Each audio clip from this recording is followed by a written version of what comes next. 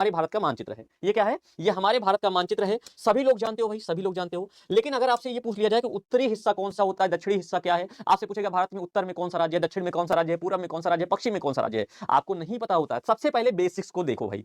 सबसे पहले अगर उत्तर की बात करेगा बाबू, देखो 4 रेखाएँ खींचो आप लोग ऐसे।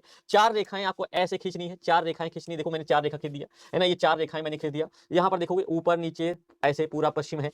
तो जो सबसे ऊपर वाली लाइन आपको दिखती है, ऊ से ऊपर होता है और ऊ से होता है उत्तर। तो यहाँ पर कौन सी दिशा बोलोगे ऊपर की ओर? उत्तर दिशा बोलोगे। उत्तर के सामने आपका क्या हो जाएगा? दक्षिण। तो देखो भाई, ऊपर की ओर होता है उत्तर, ये चीज तो आप लोग जान गए। आप लोग को हमेशा ये मानना है कि जो भी मानचित्र आपके सामने रहेगा, जो ऊपर वाला रहेगा वो क्या होगा? उत्तर ही होगा। ये चीजें क्लियर है। अब देखो आपको पूरब और पश्चिम में बहुत क्लियरिटी नहीं रहती, पूरब दिशा कौन सी होती है, पश्चिम दिशा कौन सी होती है। तो आप देखो भाई, आप सभी लोग तो हाथ में कलावा नहीं पहनते हो, लेकिन बाबू आप जो भी व्यक्ति हाथ में कलावा पहनता है उसे बोलते हैं दाहिना।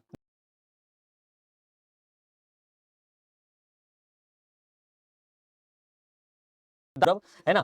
और पूरब के सामने क्या हो जाएगा? पश्चिम हो जाएगा। तो जिस हाथ में आप घड़ी पहनते हो बाबू, वो होता है आपका, उसके लिए क्या ट्रिक है? बाएं हाथ में आप घड़ी पहनते हो, बाएं हाथ में, तो बाएं तरफ क्या होता है बाबू? बाएं तरफ होता है आपका पश्चिम, और दाहिनी तरफ क्या होता है? दाहिने तरफ क्या होता है? पूरब। तो उत्तर, दक्षिण, पूरब, पश्चिम, आप सभी को ये दिशाएं क्लियर हो गई। अब हम लोग बात करते हैं, अब हम लोग बात करेंगे किसकी? अब हम लोग बात करते हैं किसकी बाबू? तो हम लोग बात करेंगे, यहां पर एक 4 लाइन ऐसे खींच दीजिए आप, यहां पर खींच दीजिए। देख लीजिए मैं 4 लाइन ऐसे खींच रहा हूं, ये 4 लाइन। अब आपसे पूछेगा भारत के सबसे उत्तर में कौन सी दिशा स्थित है? तो देखो उत्तर में यहां पर क्या है? जम्मू कश्मीर है, और ये है उत्तर दिशा, है ना? दक्षिण में क्या होगा? यहाँ पर तमिलनाडु हो जाएगा। देखो दक्षिण में सबसे तमिलनाडु है। अब यहाँ पर पूरब में बाबू, यह साइड हो जाएगा पूर्व हो जाएगा, यह साइड पूर्व हो जाएगा, और इस साइड क्या हो जाएगा? आपका पश्चिम हो जाएगा। तो आपसे पूछेगा कि भारत के उत्तर में कौन सा राज्य स्थित है? तो भारत के उत्तर में बाबू क्या बोलोगे? जम्मू एंड कश्मीर स्थित है। भारत के उत्तर में आपसे ये प्रश्न पूछ सकता है कि भारत का उत्तरी छोर कौन सा है? जम्मू एंड कश्मीर है। भारत का दक्षिणी छोर कौन सा है? चेन्नई है, तमिलनाडु, यानी कि चेन्नई है, तमिलनाडु में चेन्नई है ना? पूर्वी छोर कौन सा हो जाएगा? तो आप बोलोगे क्या? पूर्वी छोर हो जाएगा आपका अरुणाचल प्रदेश हो जाएगा। क्या? अरुणाचल प्रदेश हो जाएगा। भारत के पूरब में कौन सा राज्य है? तो अरुणाचल प्रदेश हो जाएगा। और दक्षिण पश्चिम में कौन सा राज्य हो जाएगा? तो गुजरात हो जाएगा।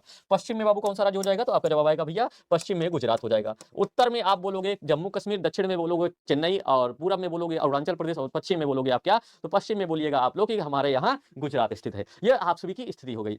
ठीक है। अब देखो बहुत सारे लोगों से तो ये पूछता है कि भारत में कितने राज्य और कितने केंद्र शासित प्रदेश हैं? भारत में 28 राज्य हैं और 8 केंद्र शासित प्रदेश हैं। 28 राज्य और 8 केंद्र शासित प्रदेश हैं। इस चीज को भी याद रखोगे, कई बार ये भी आपसे परीक्षा में पूछ लेता है।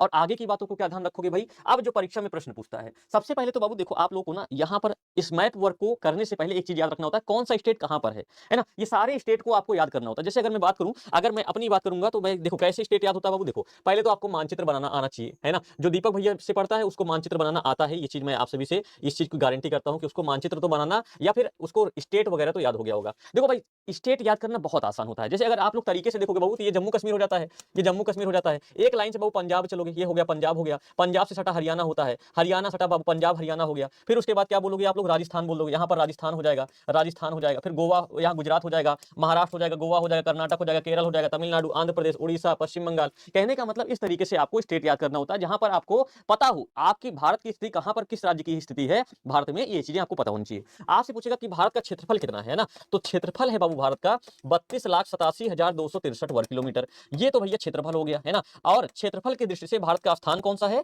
7वां स्थान है। ये भी याद रखना है ना? अब एक चीज और पूछ लेता है आप सभी से मैप वर्क से, भारत के कितने राज्य हैं जो कि समुद्र से सीमा लगाते हैं? तो समुद्र से सीमा लगाने वाले राज्यों की संख्या है 9, है ना? यहाँ पर भैया कौन सा सागर है? तो आप बोलोगे भैया यहाँ पर अरब सागर है, अरेबियन सी है, अरब सागर है, नीचे की ओर हिंद महासागर है, नीचे की ओर हिंद महासागर है, और यहाँ पर है बाबू क्या? बंगाल की खाड़ी, है ना? तो बंगाल की खाड़ी। तो 9 राज्य ऐसे हैं जो कि क्या करते हैं? समुद्र से सीमा साझा करते हैं। और भारत का वह राज्य जो समुद्र से सबसे ज्यादा सीमा साझा करता है, उसका नाम आप लोग मुझे कमेंट में आप लोग बताओगे, है ना? उसका नाम मुझे कमेंट में बताओगे।